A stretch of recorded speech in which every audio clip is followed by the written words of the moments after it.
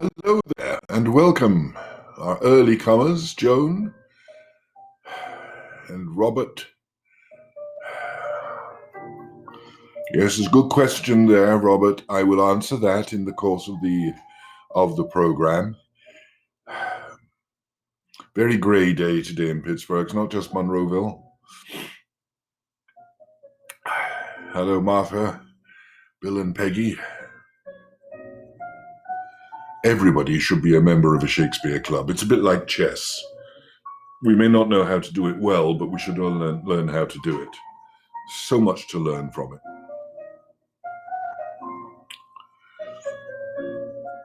Which obviously leads me to the Queen's Gambit, which was brilliant. Hello, John Henry.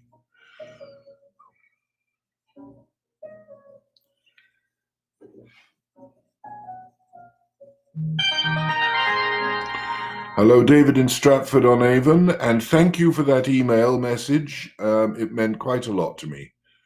It really did. So thank you for going to that trouble. Very dark Oakland. Yes, very, very dark Regent Square as well. It's like my coffee. Dark and mysterious. For those interested, the music in the background is Bach, because I like Bach, but it is Jacques Lussier playing Bach. You know, one of the great jazz interpreters of the composer I would consider the founder of jazz, the syncopation within his rhythms being what it is. I love this album. Actually, it's a double album. Hello, Gabriella from Florida. And Yoke, welcome back. I think it's a grey day everywhere today, not just in Pittsburgh, but clearly in the Netherlands as well.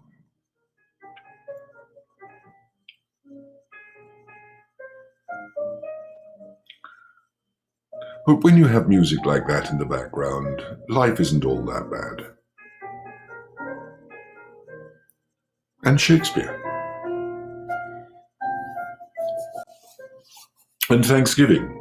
Belated happy Thanksgiving to everyone. Hope you all had a wonderful time in spite of the isolation. And I certainly took a glass or two of wine myself in quiet celebration. Hello, Lynn. Hello, Grace.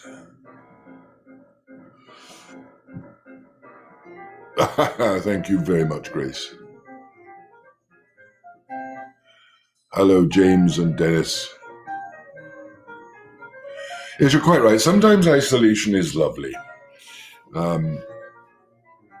Solitude is a very, very wonderful thing. Loneliness isn't, but solitude can be very wonderful. Hello, Shirley.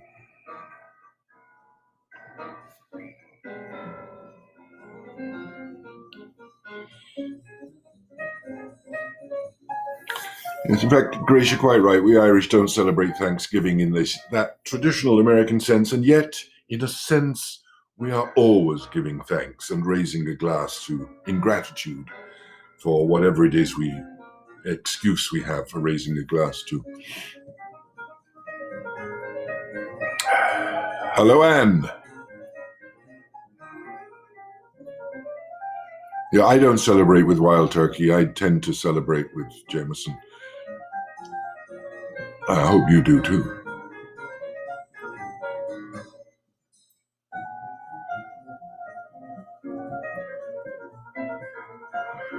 Thank you very much, Sarah, for your subtle commendation. Mine involves drinking coffee, I must say.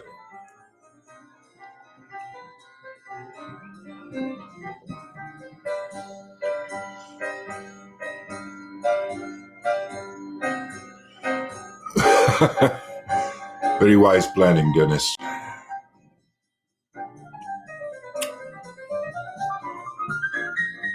Isn't that amazing? That's Bach. Not quite the way he wrote it, but it is Bach. And you can do that with Bach without any damage whatsoever. It's extraordinary.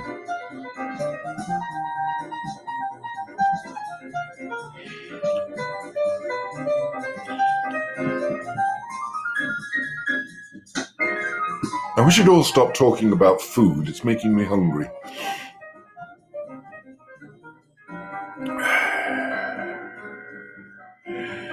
Well, actually, on the subject of wonderful American Thanksgiving, I had a very quiet one because, as I think I've told you all, we're in the middle of recording our next radio-style presentation, which is A Christmas Carol. And because we're all having to gather together under incredibly strict health and safety regime, whereby we had to build these sound booths so that each actor has his own booth, his and her own booth, with their own microphones and all of that kind of thing. And that we never come within 6 feet of one another, and everybody wears masks unless they're actually on the microphone. Absolutely strict regime. So because of that, we didn't have a Thanksgiving because my family in Pittsburgh is my team. And so I'm going to probably have a second Thanksgiving. I feel like a hobbit having second breakfast. I'm going to have a second Thanksgiving next week when I can have some of my team over perhaps at a very respectable distance around my rather long dining table. So I may get a second belt of it. Not a bad thing. Hello, Veronica from Moon and Susan from Whitehall. Yes, James. Yay, indeed. What sounds like an amazing thing? Having a second Thanksgiving? I think it is. Can you have too many? Thank you, Gabrielle. I do it for me as well. I enjoy it.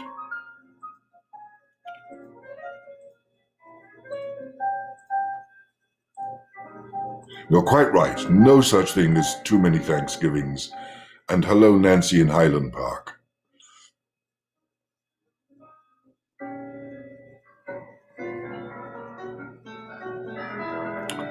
I think of all the holidays, I think Thanksgiving is possibly my favorite.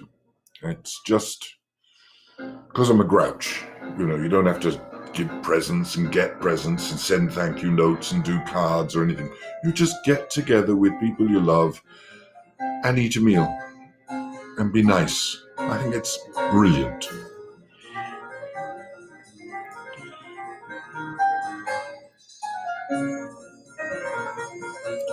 Hello, Kathy in Ohio. Pat, we're excited about Christmas Carol. I would say this, wouldn't I? But it is actually recording really, really well. And the music that we're putting behind it, which is all a cappella singing, sounds wonderful. And I'm really excited about it. We'll have more details about that in the next couple of weeks. But I think it's going to be really good. Veronica, you missed Dr. Jekyll. My goodness me, how could you? Did you not calendar it? Anyway, the good news is we'll probably broadcast it again same time next year because it's there forever. You know, one of the things about doing plays on stage, the great quote that I always use about, which I stole, obviously, about the theatre, we are actors. We are sculptors who work in snow. In other words, when the play is finished on the stage, it's gone. It's finished forever. And even if you revive it, it's never quite the same. It will always be different. The joy about recording, be it video or radio, is it's there forever. And so we sincerely hope we'll be able to broadcast it again for a few days around Halloween of next year. So you may have missed it now, but you can catch it again next year. Hello, Marianne, there in Irwin, and Barb, and Mark in Rochester. Welcome back. I love to see the people coming in every week. It's as I always call PICT Classic Theatre a family, and you're all part of that family now. And the bigger and broader we can spread that family, the happier I'll be.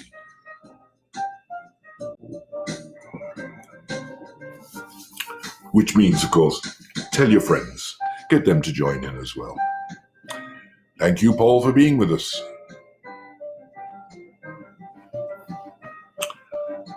I think we're getting close now.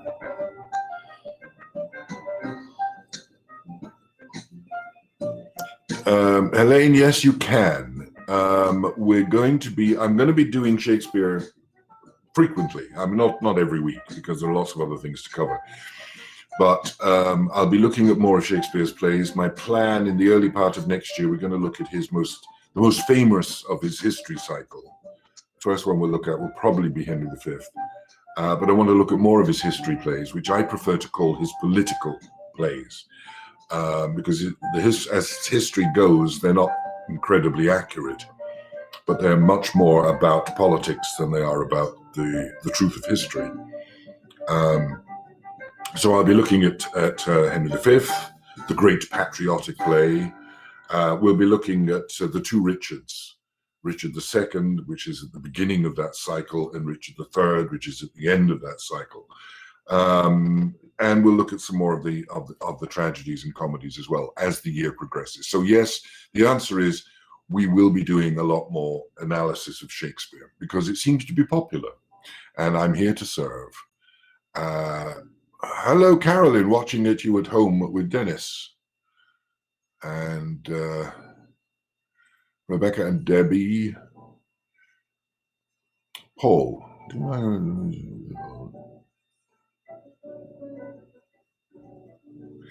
Yes, Paul, I do agree with the weird opinion that Shakespeare, Webster, or Middleton, or Rowley, or Ford wrote some of the translations of the King James Bible.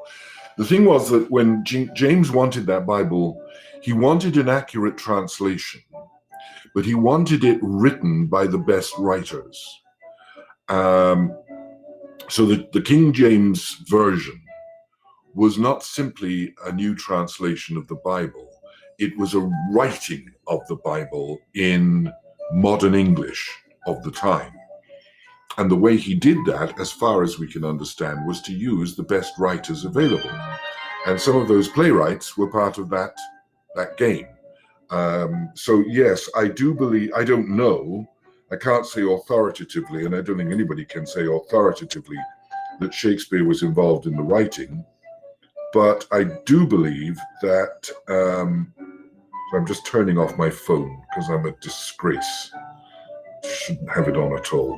I do believe that that if the authorities that were putting that Bible together for King James were doing their job properly, they would have got the best writers of the time, just as we would today. Writers who were best and most skilled in the use of the English language. And if you compare the James version to the earlier ones, like the Great Bible that Henry VIII authorized, the use of language in it is infinitely more poetic.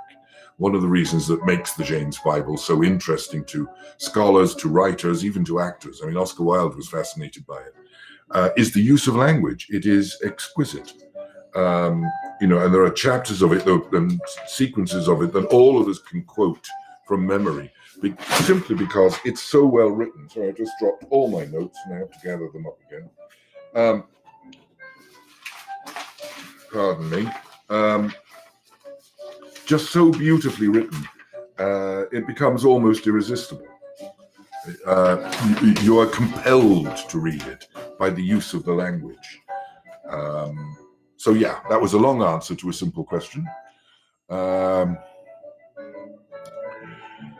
Yes, interestingly enough, I have a complete one of those, Paul. I have a complete original, not an original printing, but the facsimile of the original printing, which is really quite beautiful thing to have and to try to read.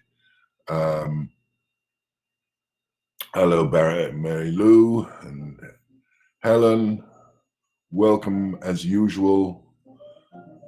The music is a bit distracting, but that's because it's Bach, and Bach is very distracting because it's so good. However, the good news, or bad news, depending on your point of view, is I'm now turning the music down because we're going to begin talking about the topic of the day. And before I do the topic of the day is Twelfth Night.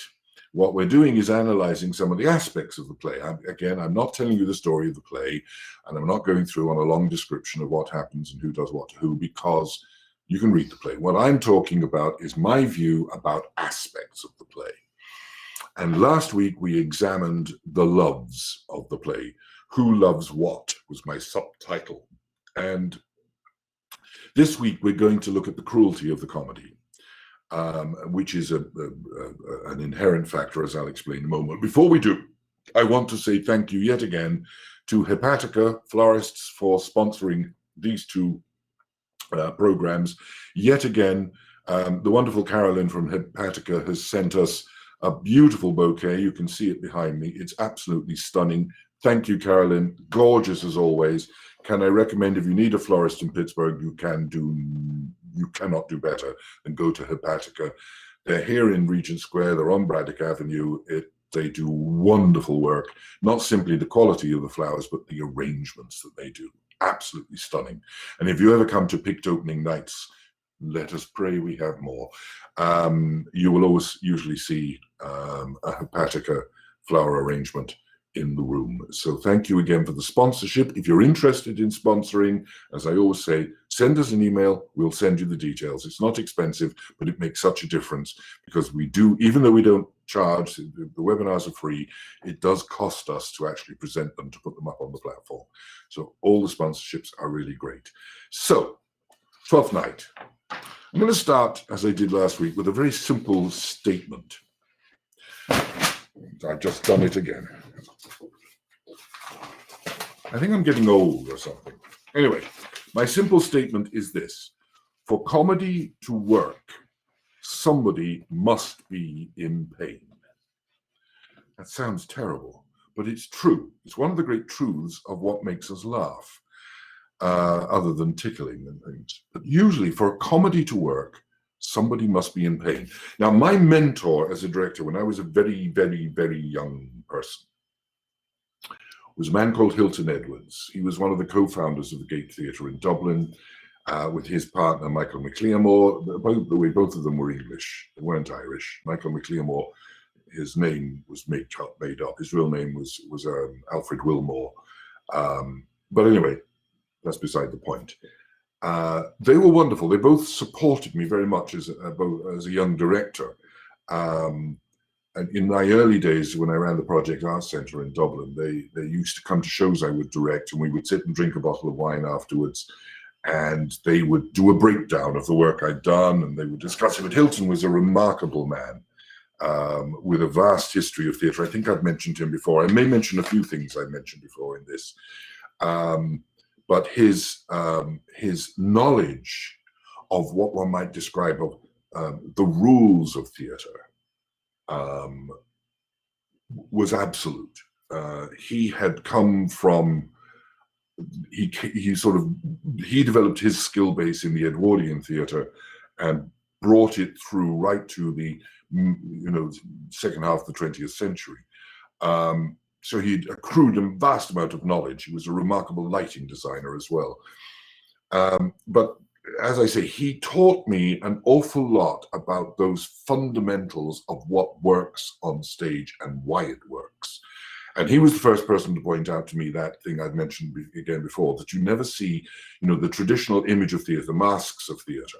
You never see them separate. They are always linked together. The masks of comedy and tragedy exist in the same space. It's a terribly important concept to understand. And he also taught me this, and I don't know whether it was his original thought or somebody else's, but anyway, he passed it on to me, and I've passed it on to anybody else who's interested.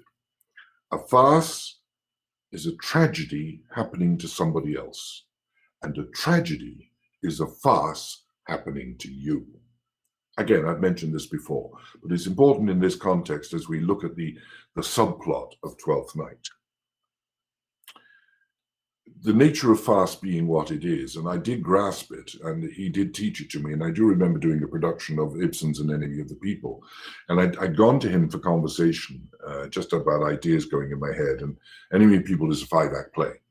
And we talked about the first, the second, the third, the fourth, and the fifth act, and he asked me at the end, why have I not mentioned the third act? And I said, oh, well, I understand that. It's a farce. And he got very flustered and said, well, Ibsen didn't write farces. He would, no.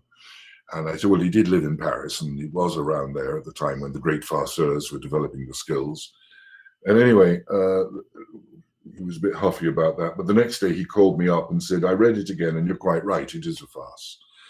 Under the strict rules of farce, that somebody is set up and is then brought down. And that's one of the great rules of farce. You set somebody up for a fall. And without that happening, you do not have farce, you do not have comedy. Farce is an extreme form of comedy, but it is comedy. It follows the rules. So what is this principle called the setup? For comedy to work, somebody must always be in pain. Somebody must always be suffering. Therefore, in comedy, somebody must be a victim. Now, the victim can be self. One can be oneself the victim of the farce. In other words, that the character you sympathize with in the play, your hero, could be the victim. And very often that setup comes from self-deprecation, putting yourself down. It can happen in simple jokes. Here's a very simple joke example of that. Last time I was here, I asked a woman for sex. Or a woman asked me for sex. I had to disappoint her. We had sex. Now that is self-deprecating. It puts yourself up as the hero and the victim. You can look at the other kind, where the victim is another person. And that simple joke structure goes, a man walks into a bar and got concussion. The man himself becomes the victim of the piece, but it's not you, it's somebody else. And we laugh at these things for that very reason. Somebody is in pain. It's not nice, but it's human nature. It's the same in a play. Must always be a victim in a comedy, because without someone's pain, there is no humor. Now, Shakespeare understood this. In fact, he actually developed that notion. And if you look through all his comedies, and I mean the funny ones, not the ones that are categorized as comedies, but are in fact the complex plays towards the end of his life, like Cymbeline and Tempest and other things. Even though they have comedy in them, they're much more complex than simple comedies. The ones at the beginning of his career were much more closely aligned to what we would now call farce. So the pain that can happen could be the confusions that happen, the mistaken identities, the difficulties that kind of thing creates. And he did that in A Comedy of Errors, which is his shortest play, and also one of his earlier plays, and is the closest thing to a pure farce that he actually wrote. It could be in misconceptions. Characters hear things, misunderstand what they hear, that builds confusions. Those confusions go to make difficulties for someone, and you can have an awful mess. Much Ado About Nothing is an example of that. In fact, one of the interpretations of the title is that it was bad spelling, and it was actually Much Ado About Noting or hearing, what you hear and mishear. And when you mishear something and it sends you off on a completely wrong track, that can create in a very sad outcome for somebody and a lot of things to laugh at for the majority of us.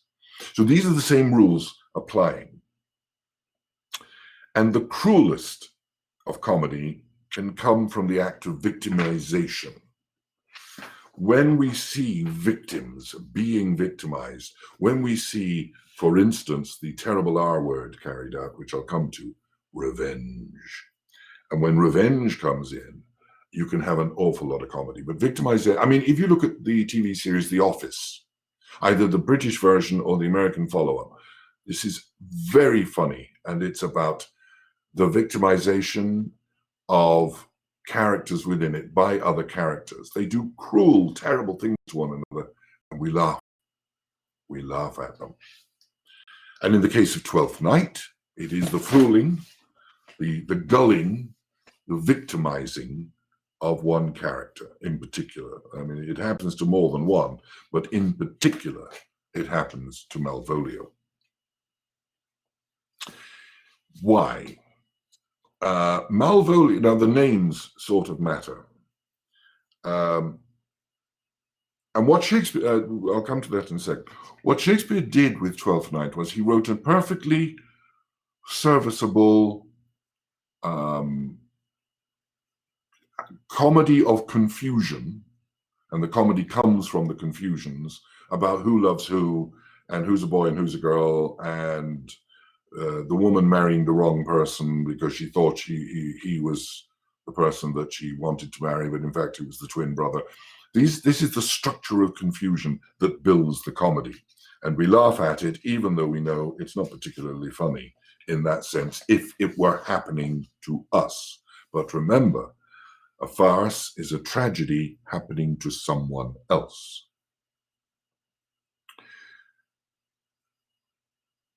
As a complete, he wrote this sub, some would call it the subplot. I would call it the counterplot or the alternate plot, as a complete side issue to the main theme of the play, but as a perfect counterpoint, a bit like Bach. So you write a theme and then write a perfect counterpoint to it that both meets it and moves away from it and balances with it all the way along. So as a piece of mathematical construction, if you like, Twelfth Night is a perfect example of how to construct the complexities of a comedy. It's beautiful in that sense. You know, whether you like the play or not, the actual construct of it is a brilliant piece of writing. So once he'd got his main theme, his primary theme of who loves what, he then set up an entire set of additional characters with their own complete storyline, which occasionally crosses with the main theme, but actually functions entirely by itself. And the characters he sets up are wonderful because they are perfect. I'll come to this again. Toby Belch, the drunk, who's the uncle of Olivia. Andrew Aguecheek, who's the gullible idiot, whose name actually means face ache. Aguecheek, face ache. Maria, the scheming maid. Feste, the jester. And remember that comedy must be cruel, and he is very cruel. He is the person who is cruel, because comedy must be cruel and therefore must have a cruel person within that concept. And Malvolio, the overreaching steward and butler. Now, these characters, and he's pompous and he's arrogant and self-opinionated, these characters you can find enriching most of the commedia plays. You can find Harlequin, you can find Pantaloon, you can find all the characters in this section of the play are pure commedia characters. And commedia is based on cruelty, even to the point when Harlequin carries what is called a slapstick, a stick that makes a noise when you slap someone's ass with it, hence the term slapstick comedy. So anyway, you've got these wonderful commedia characters, and we're introduced to them in a very simple plotline manner. Maria is concerned that Sir Toby is drinking too much. He is the sot. That quaffing and drinking will undo you. I heard my lady talk of it yesterday, and of a foolish knight that you brought in one night to be her wooer. So we establish straight away Sir Toby drinks too much, and he's got this idiot with him that he is milking for money. Sir Toby says, Sir Andrew Aguecheek, yes. He's 3,000 ducats a year. He's rich. Yes, but he'll have all but a year in those ducats. He's a fool and a prodigal. He'll spend it all. She goes on.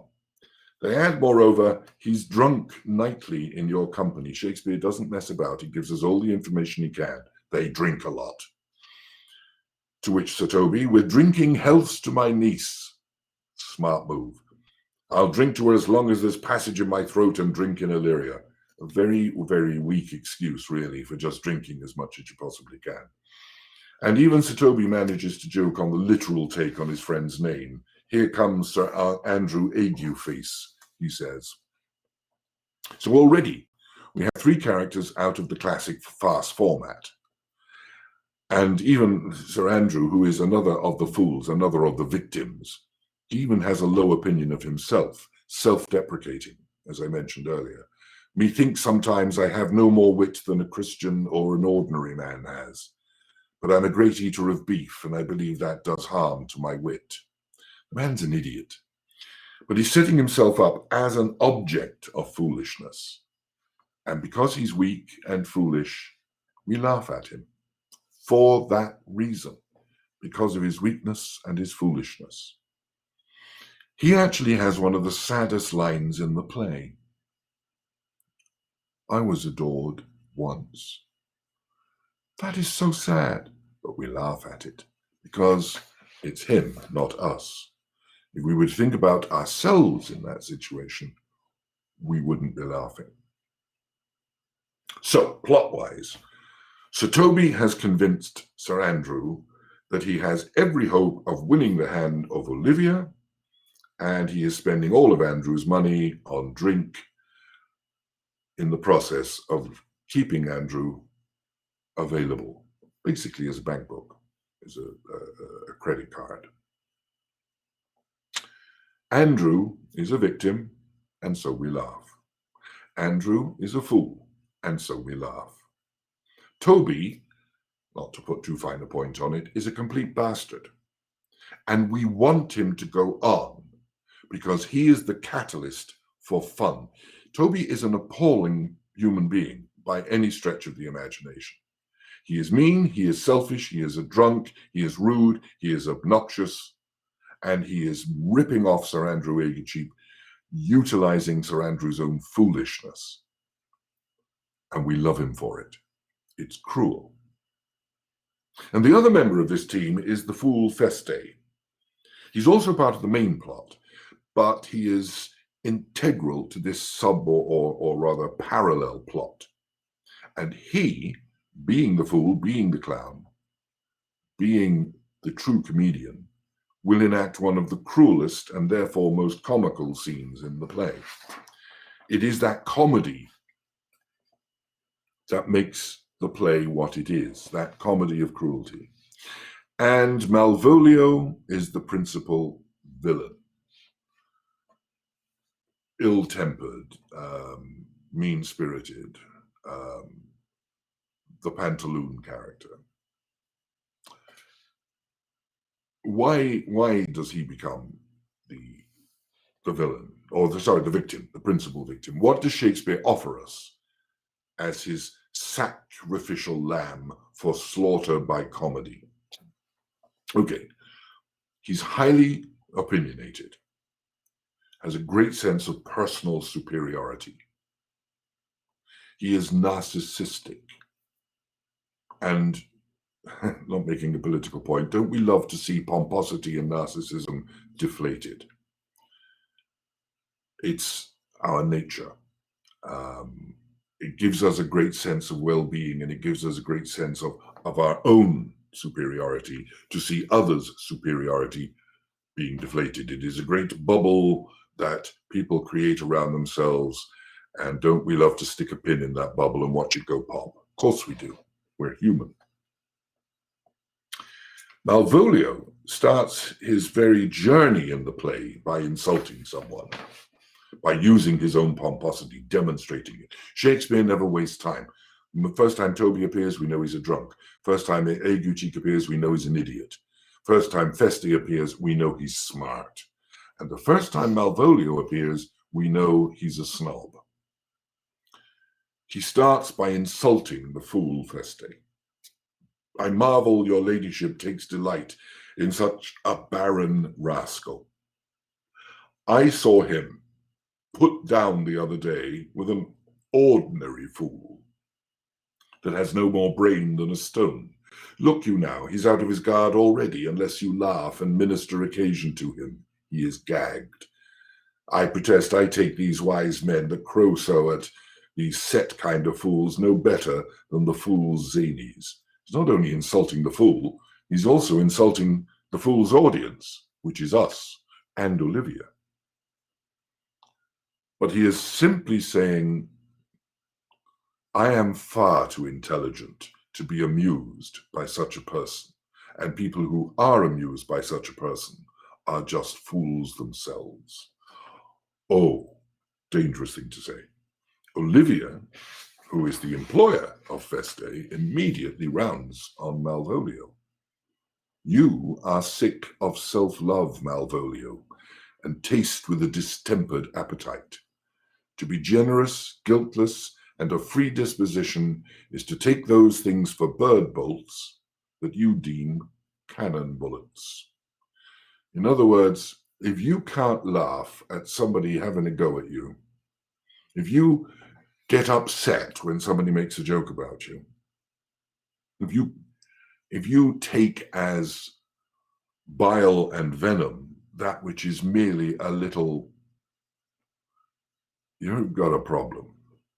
And Malvolio has a problem, because aside from all the other things that's wrong with him, he has no sense of humor. He cannot see a joke, can't get a joke, and he certainly could never tell a joke. And because of that, his victimhood will be that he will become a joke. One of the problems with Malvolio begins with the fact of his Puritanism. As I say, can't get a joke, can't tell a joke, can't do a joke. One of the, one of the problems with the Pilgrim Fathers and all their descendants was they didn't really have a great sense of humor. Everything was dark and everything was miserable. Malvolio represents that kind of Puritanism, which, let us recall, was beginning to develop a strong foothold in English society at the time he was writing. And it led itself eventually to the whole Puritan Protestant movement that brought about the Glorious Revolution, as it was called, and Oliver Cromwell, and eventually sent people to the New World, where they had freedom to be as miserable as they wanted to be. Pennsylvania would not exist but for that. So this Puritanism within him is part of his downfall. He is the classic prude. He doesn't like drunks, doesn't even like people drinking, let alone being drunk. Toby, Androegi, Feste, Maria, on this particular and important occasion, are having a few drinks. They're singing a few songs. They're having a bit of a party. Very noisily, let it be said, but they're enjoying themselves, having a bit of fun. Malvolio does not approve. My masters, are you mad? Or what are you? Have you no wit, manners, nor honesty, but to gabble like tinkers at this time of night? He's the guy in the apartment downstairs, hitting on the ceiling with a broom, saying, shut up. Do you make an alehouse of my lady's house, that ye squeak out your coziers' catches, songs, bad songs, without any mitigation or remorse of voice? Is there no respect of place, persons, nor time in you? He really is that guy downstairs, isn't he? Just probably wearing an undershirt and baggy pants, banging with his broom. He goes on, but this time he starts to apportion blame. That's another dangerous step. Sir Toby, I must be round with you. My lady bade me tell you that though she harbours you as her kinsman, she's nothing allied to your disorders. If you can separate yourself and your misdemeanours, you are welcome to the house. If not, and it would please you to take leave of her, she is very willing to bid you farewell. So in other words, not merely complaining about the ruckus, he rounds on one person. Know your enemies is a terribly important thing in life, because the response of Toby and Feste is to insult Malvolio in song. In other words, they come straight back at him with wit, with humor, two things that Malvolio fails to understand and indeed has no personal experience of. Malvolio then goes one step further and threatens the maid, Maria, that he will report her behavior to her mistress. That's another dangerous move. Never make a threat unless you mean to carry it through, unless you can carry it through. Now, because he has now objected to their behavior, which wasn't that bad, blamed Sir Toby and threatened Maria with the possibility of dismissal, he has now made enemies. And this causes Maria to think of a plan of revenge.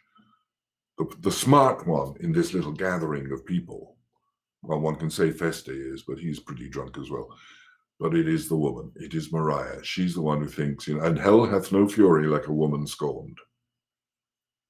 So she starts the plan of revenge. Now, here's another point. We're always told as children, as we grow up, in church or whatever, in school, revenge is a bad thing. It is not a good way to think or to behave. Revenge is naughty. It causes pain. It causes grief. It's even irreligious because the Bible preaches against revenge. Problem is, it is funny. It is what we laugh at. So Maria's revenge will be to play upon Malvolio's own weaknesses, because that's the way you punish anyone. You use their own weakness against them. In that sense, they are creating, they want to make him a fool, he will make a fool of himself if they put the right tools at his disposal. They will cash in on his own sense of himself, on his own self-esteem. They will make him his own victim. Maria says, the devil a Puritan that he is, or anything constantly but a time pleaser, as affectioned ass that cons state without book and utters it by great swalls. In other words, he makes it up as he goes along, but he sounds clever. The best persuaded of himself, so crammed as he thinks with excellencies, he really thinks he is the best. That it is his grounds of faith that all look on him and all that look on him love him. He really believes everybody thinks he's great. He is so self-deluded that he thinks he is just great. She goes on, and on that vice in him will my revenge file notable cause to work.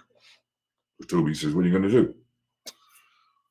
I will drop, this is Maria, I will drop in his way some obscure epistles of love letters, wherein by the colour of his beard, the shape of his leg, the manner of his gait, the expression of his eye, forehead, and complexion, he shall find himself most feelingly personated. In other words, by suggesting how gorgeous he is, how well he walks, how fine he looks, he'll believe it's all about himself, because his ego will be fed. She goes on, I can write very like my lady, your niece. In other words, she's going to forge Olivia's hand and make it look as though the love letters come from Olivia. And without even mentioning Malvolio's actual name, she will convince Malvolio that these letters are for him from her. It's a very clever idea.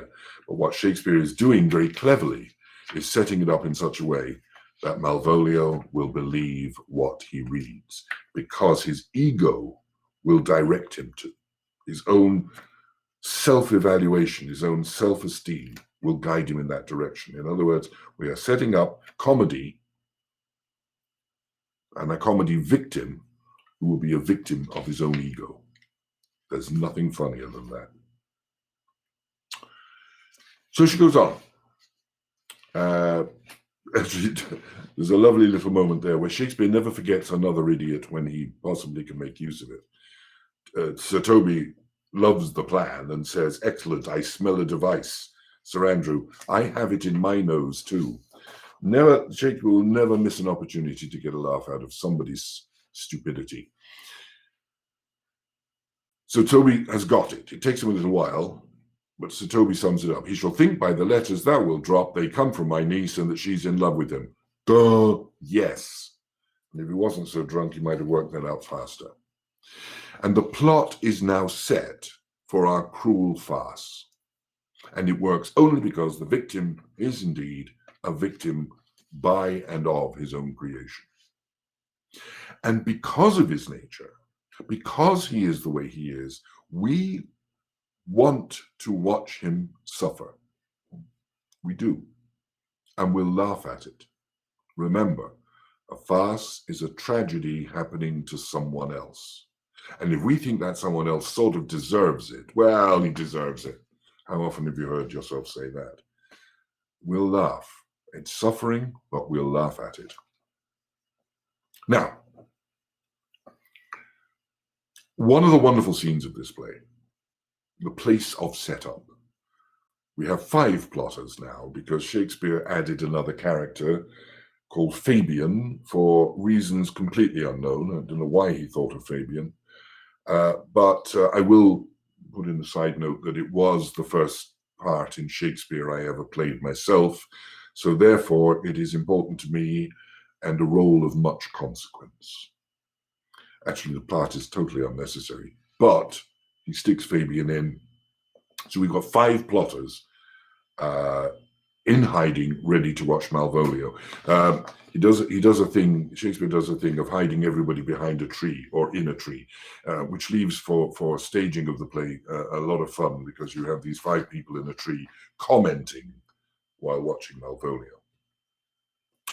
Malvolio comes on musing on his dreams of Olivia, because there is no question he absolutely loves her, mad about her, not so much her love, but the idea, as with the other half of the play, the idea of being in love, and the idea of her being in love with him.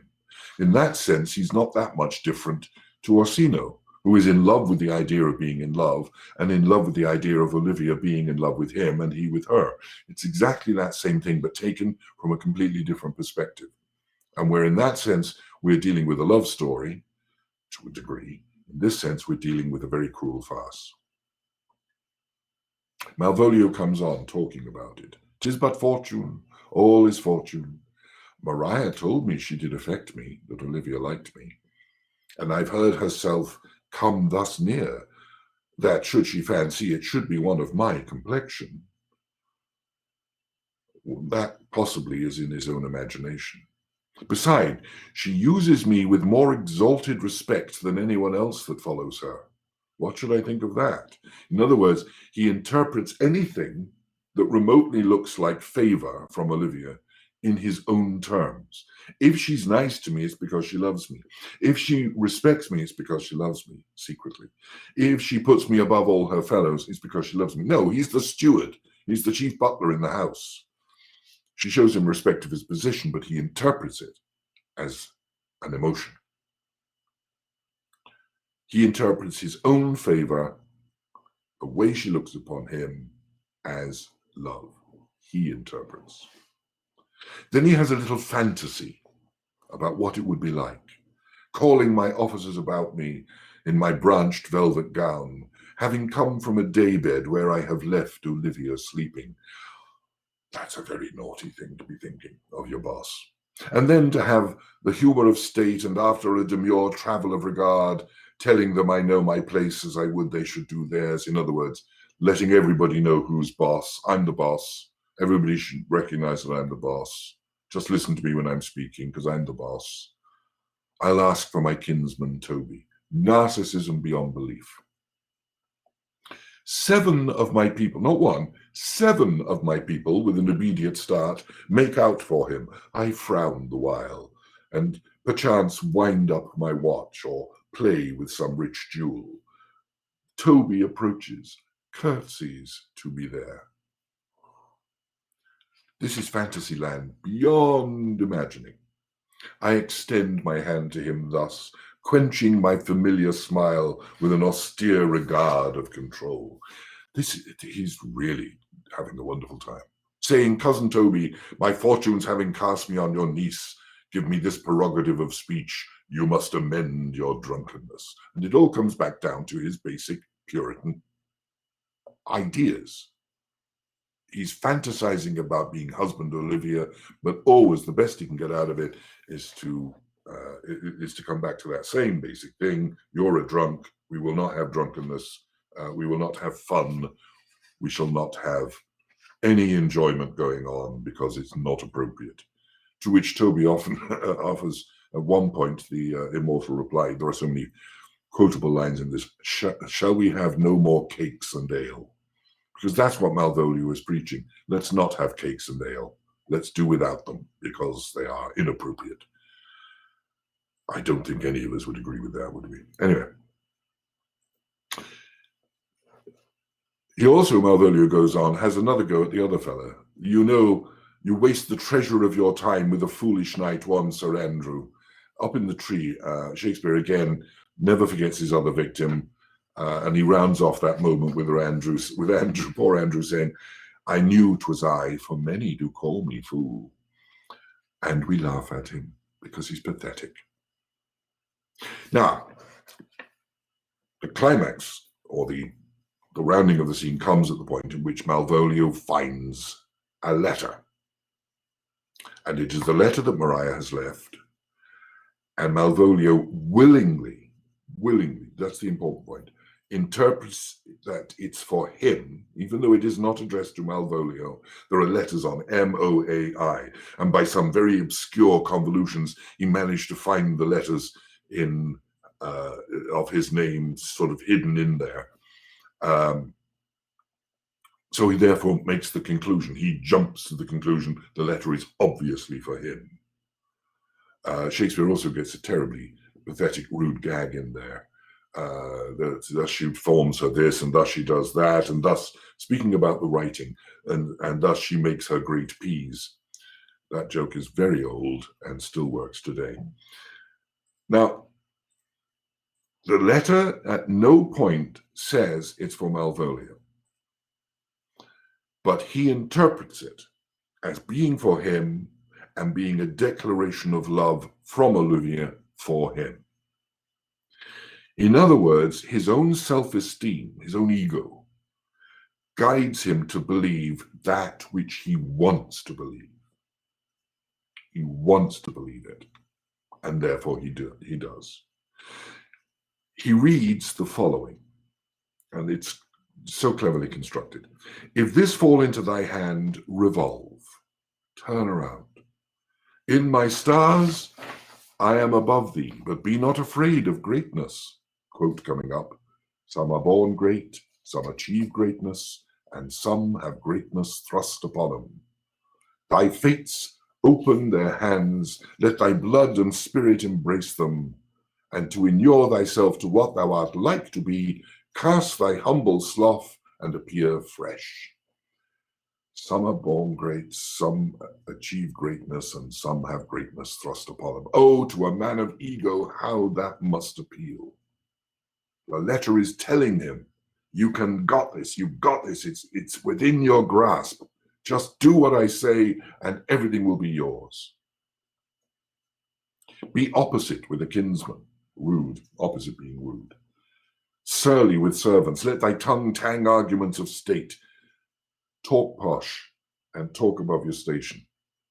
Put thyself into the trick of singularity. Be yourself. She thus advises thee that sighs for thee. Remember who commended thy yellow stockings, here it comes, and wish to see thee ever cross-gartered. I say remember. Dress stupid, because I love it. Go to thou art made if thou desirest to be so. In other words, if you do what I'm suggesting, you're going to be the man. If not, let me see thee a steward still. He knows he's a steward. It has to be about him. The fellow of servants and not worthy to touch fortune's fingers. Farewell, she that would alter services with thee. And in this blind belief in himself, he reads what he wants to see.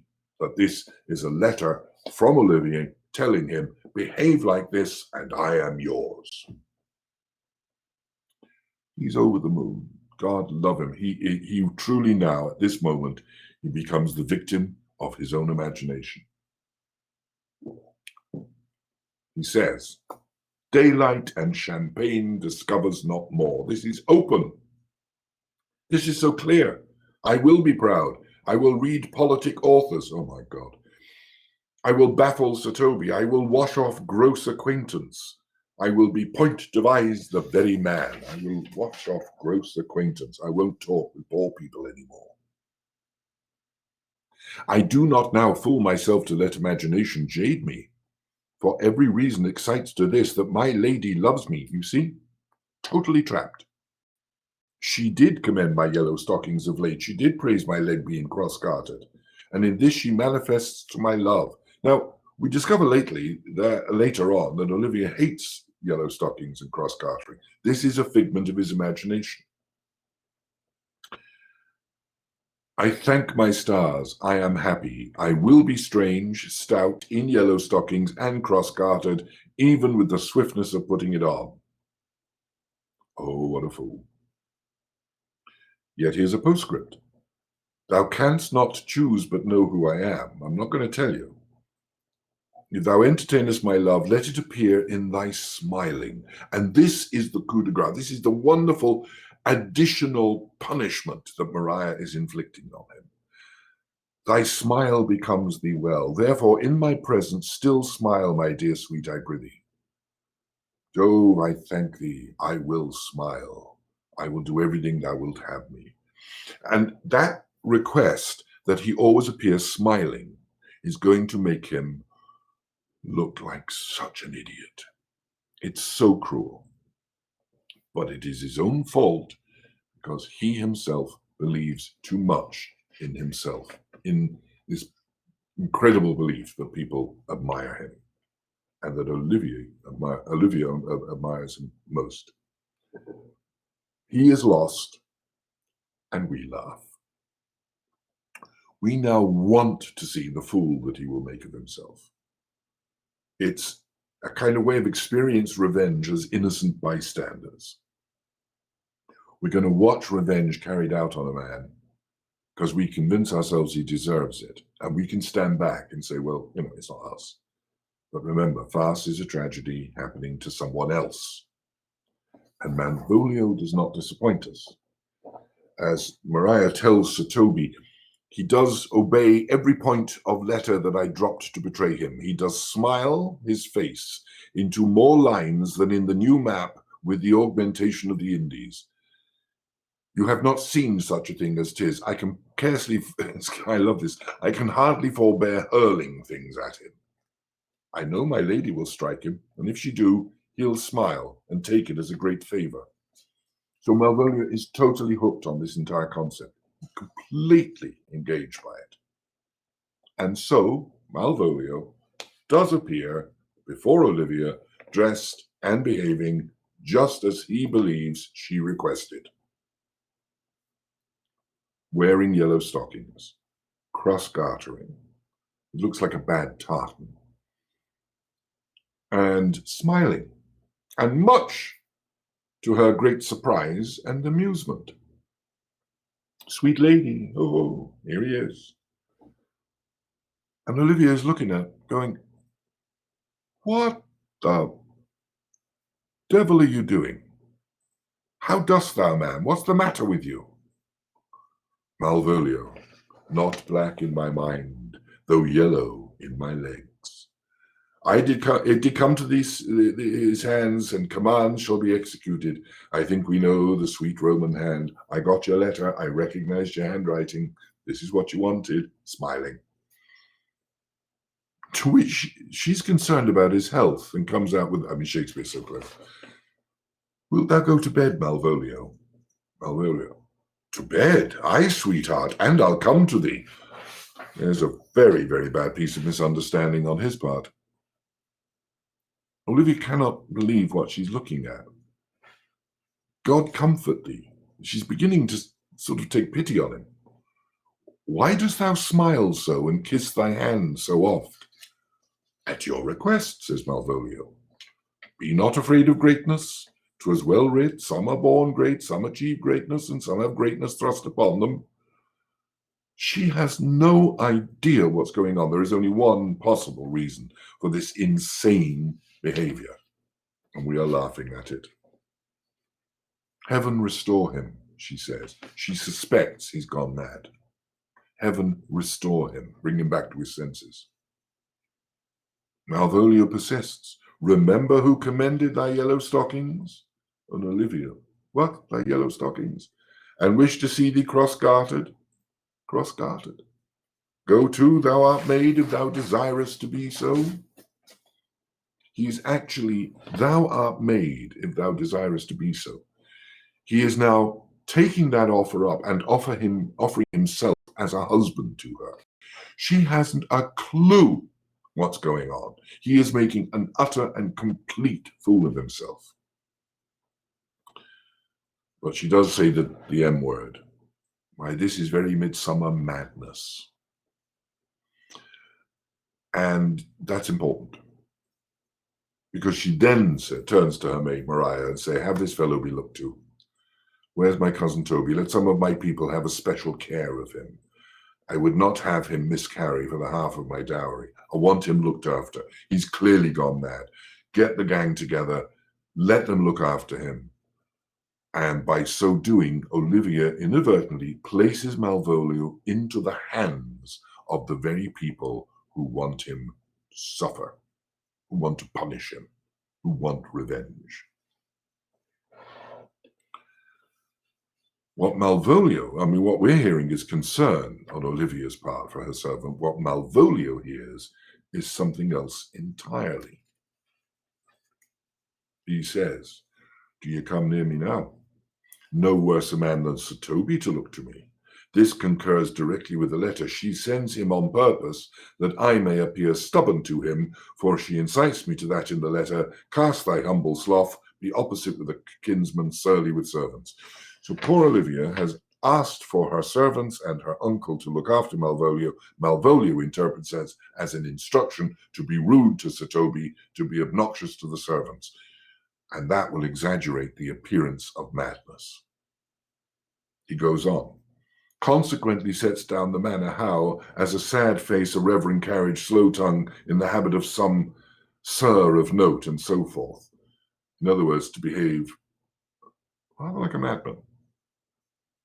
And when she went away, let this fellow be looked to. Fellow, not Malvolio. Not after my degree, but fellow.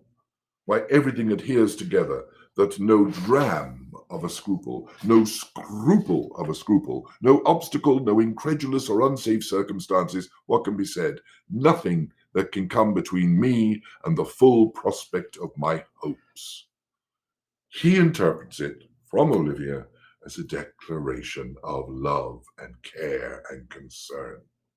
He completely misconstrues the entire situation, not just because of the letter that was dropped, not simply because of the instructions that were given, not even simply because of the fact that he's in yellow stockings, cross-gartered and smiling like an idiot, but because of his own ego, because of himself. He has, through his own weaknesses, through his own nature, presented himself as a fool. They have merely set up the circumstances by which it will happen. They are the machinery, but he is the victim. And that whole sequence is funny enough for any farce. No farce that was ever written has been particularly funnier than that. The setup is extreme, complex, brilliant.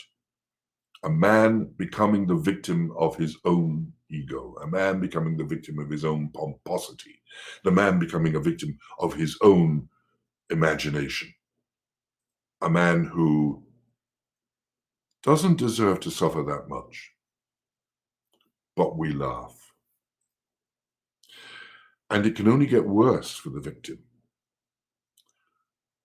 When it comes to comedy, cruelty knows no bounds. There are no levels to which it cannot go if properly balanced and well written. So as I say, it can only get worse for Malvolio. And Feste, remember, still has to take his revenge. Toby and Maria have had theirs. But Feste, the insult about Feste and cheap clowns, rankles. Feste must have his revenge as well. So Toby sets it up. We'll have him in a dark room and bound. We'll tie him up and stick him in the cellar. My niece is already in the belief that he's mad. We may carry it thus for our pleasure. Oh, that's a rotten line. My niece thinks he's mad. We'll carry on with this just for the fun of it. And his penance, till our very pastime, tired out of breath, prompt us to have mercy on him. At which time we'll bring the device to the bar. We'll let it go. But only when we've had our fun, and only when he has groveled in apology, his penance. By the time we get to there, we'll be tired of the joke anyway, so we'll let it go. We'll have had our fun. So they imprison Malvolio in a dark room, tied up, pitch black room. And Feste then moves on to his revenge. And it's so cruel and so funny. Feste disguises himself as a priest and does everything he can to convince the victim, the madman Malvolio, that he is in fact mad. He tells Malvolio that the room is flooded with light, and all Malvolio sees is utter darkness. Now, when confusion reigns in the mind, it's not a hard thing to accomplish this. And Shakespeare was also very aware that in his time, madness was an object of ridicule and amusement. So in that sense, in this scene, he's playing to a very willing audience. His audience laugh at mad people. They're on the streets, they're everywhere. They did not have psychiatrists. Contrary to what you might have seen in the movie of Shakespeare in Love, there was nobody with a reclining couch doing psychology. No, mad people were on the streets. Bedlam was a real place where you put mad people, and you'd go and watch them and be entertained. So this particular scene of convincing that a dark room was a light room was a game you'd play with mad people. The audience would recognize it. It is incredibly cruel. And the game continues. There's a lovely rounding off of philosophy at the end of it, with Feste saying, "What's your opinion of Pythagoras concerning wildfowl?" And Malvolio saying that the soul of our granddam might happily inhabit a bird. This principle of reincarnation that Pythagoras actually did go with. "What do you think about that?" says Feste. I think nobly of the soul and in no way approve of this opinion," which was the correct answer to give. Feste, well, you can say goodbye.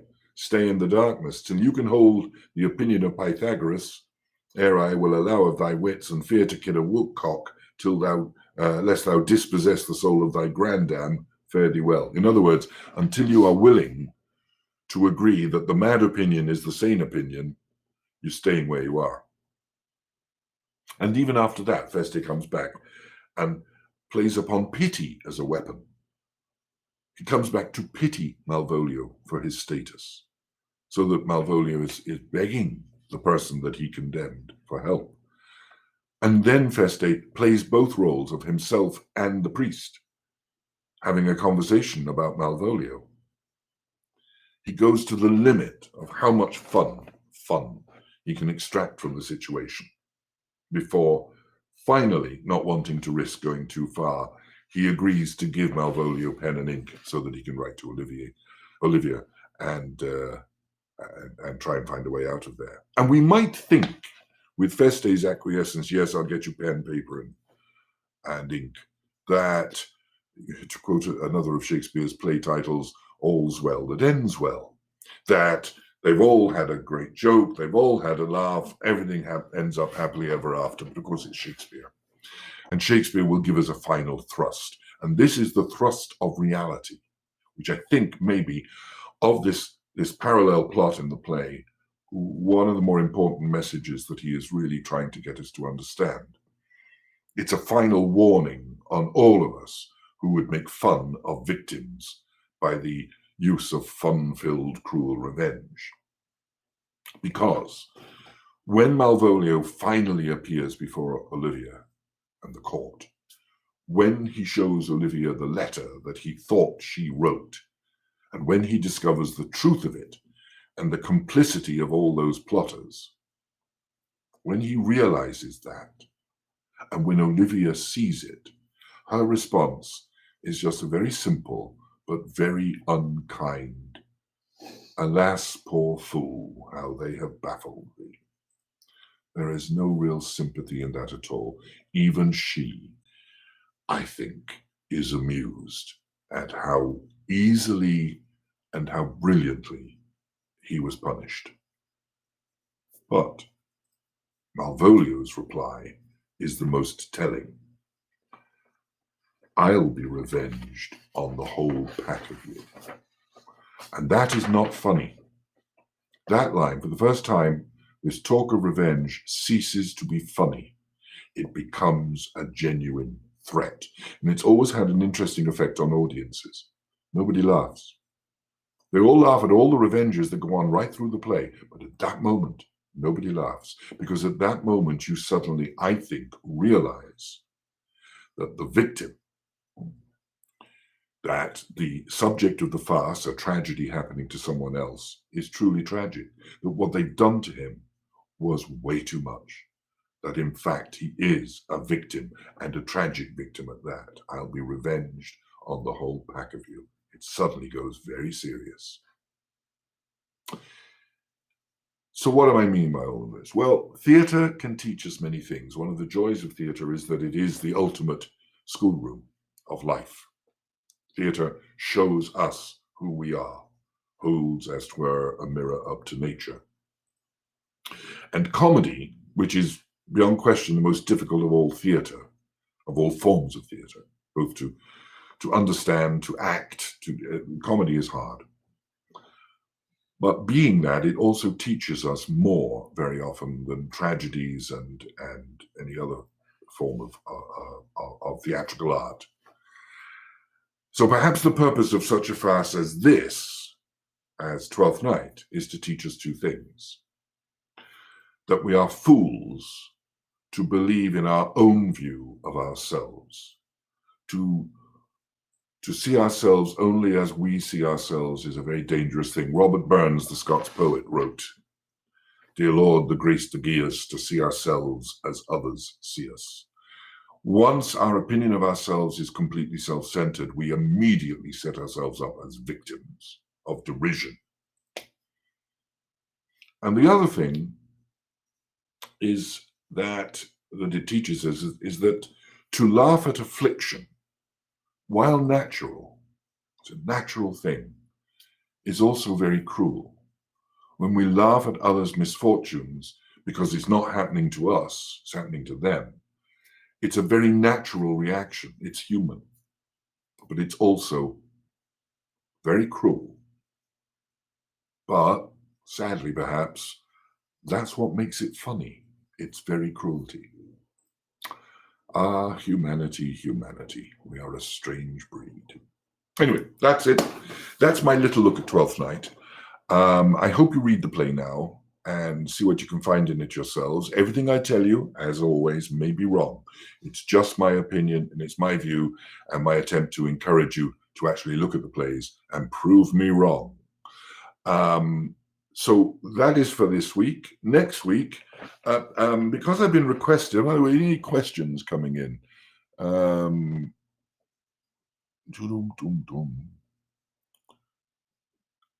Yes, Dennis, I completely agree with you about William Penn, but that's not how everybody in England looked upon him.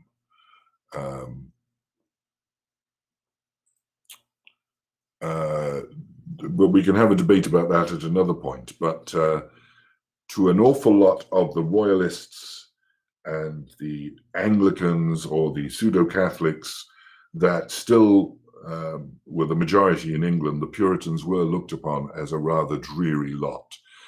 And it's not that they were forced out, it's that they chose to go. And you cannot possibly consider that the settlements in Massachusetts and other places were particularly cheerful places, full of particularly cheerful people. Hardworking, yes. And William Penn, the founder of Pennsylvania, himself a Quaker. Wonderful people. Not saying they weren't, but they did not fit into the mood of the time in Elizabethan and Jacobean England. Different world. Any other questions? Not that I can think. See, if you do have any questions, of course, please send me an email. If you have a question, I'll do my best to answer it. Always do that. But there are no other particular questions I see there at the moment. There you go. You see, Jessica, not usually considered humorous at all, but quite farcical. It is a farce. And if you take it with the counterpoint of the alleged love story on the top of it, the whole thing, it's almost absurdist theatre. It's almost absurdist theatre. It's quite glorious. So anyway, that's it for today. Thank you all for joining us. As I say, next week, by popular demand, I'm going to do an hour on theatrical law, as in Lore, Tales of Old Theatre and Theatrical Superstitions. We're going to have a couple of bits of fun before Christmas is upon us, and we will be taking a short break over Christmas.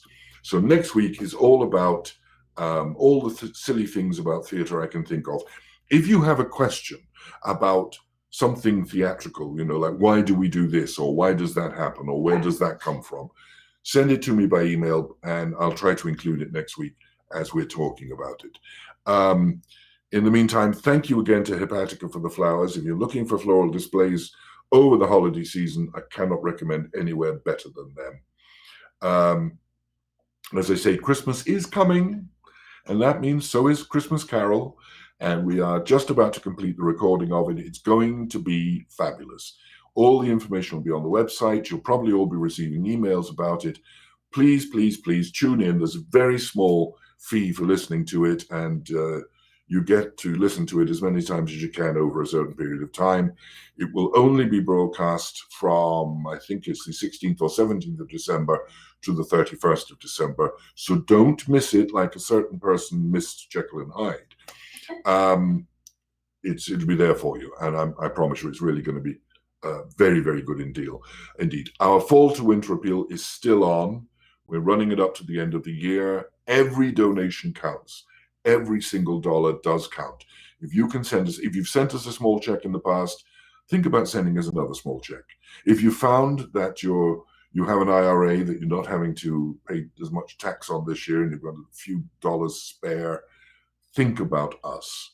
Anything that you send matters so much because we do need your help. In these times of COVID, we can't put on plays, we can't have a big box office, so the donations really matter. Sorry to go on about this, but at least I'm not a radio station repeating this every 5 minutes during your day. Only one other thing, we still are in the time of COVID, and vaccination or no vaccination, please wash your hands, wear your masks, and take good care of yourselves. See you next week.